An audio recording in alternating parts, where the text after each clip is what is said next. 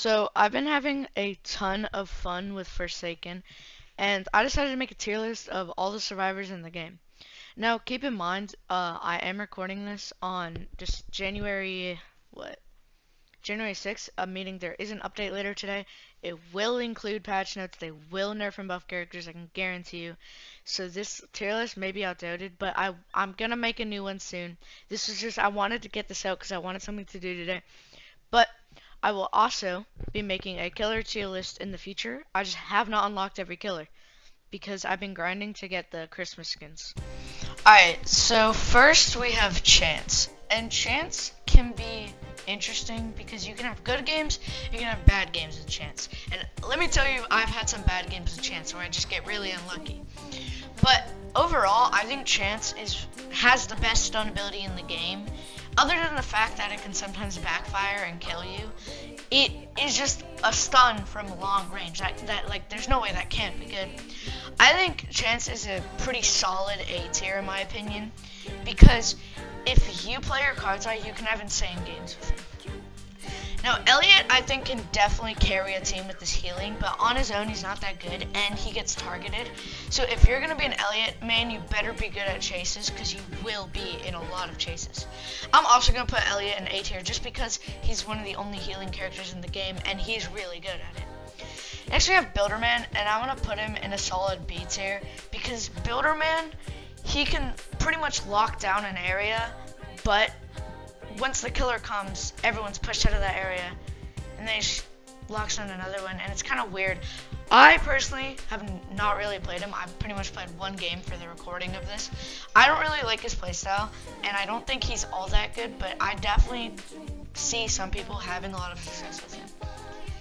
Next we have Guest, and Guest is an instant S tier.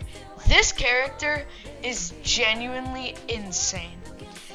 Like, the fact that you can just block the enemy's attack and then punch him back, like, I think they might need to, like, nerf Guest a little bit, just because if there's a good Guest in your game, he can just bully the killer.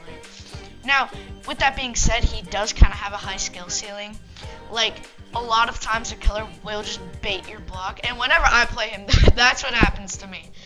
But sometimes you get that good block off and you get that punch off, and it's really satisfying. Next we have Noob, and Noob is like rice and chicken. He's pretty plain, but that doesn't mean he's not good.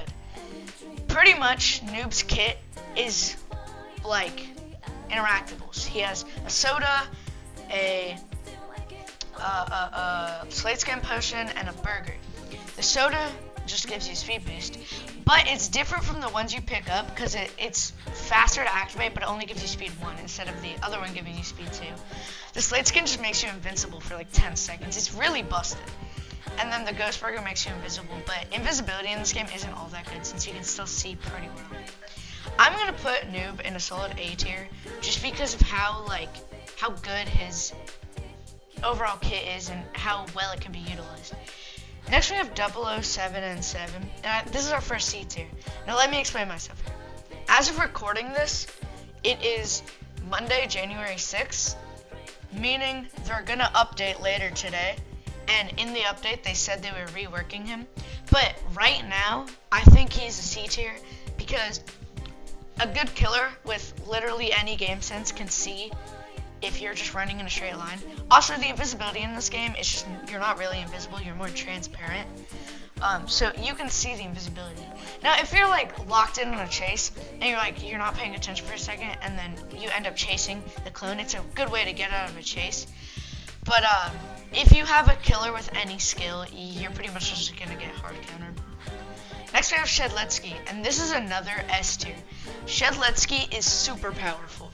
He has a stun that, albeit can sometimes be hard to hit, but when you hit it, it's a good stun. And he has a self-healing ability that, I mean, only heals for 30 health, but that's another hit you can tank. Shedletsky is really good. He has pretty much everything. He has a stun, he has healing, he has good base stats. He's a solid character. Next we have 2-Time, and this is just another B tier for me. 2-Time, he's interesting because his ability, if you could call it that, it's more his passive, is that once you reach 0 health, or as the game says, you take fatal damage. So once you die, pretty much, you get reborn, but your health is halved, and then I'm pretty sure stamina regain is plus 40% or something like that. He is good for people who are like good at the base like gameplay, like being able to loop a killer, being able to juke and stuff. If you're really good at looping and juking and stuff like that, I would recommend playing 2-time. But if you're not, 2-time just isn't that good because he has no abilities. He's pretty much the survivor for people who are good at the game. Thanks for watching. If you'd like to see more, yesterday I made a Forsaken video. I haven't posted in a while, but Forsaken has low-key like lit a spark in me that makes me want to make more content on this game because it's just so fun. Anyway, I'll see you guys in the next video.